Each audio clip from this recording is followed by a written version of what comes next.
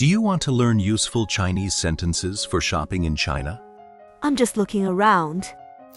我只是看一看。我只是看一看。我只是看一看。Is there any discount? 有折扣吗？有折扣吗？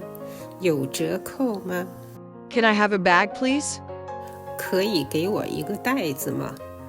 可以给我一个袋子吗？可以给我一个袋子吗？ Can I return or exchange this? 这个可以退换吗？这个可以退换吗？这个可以退换吗？ Do you take cash or mobile payment? 收现金还是手机支付？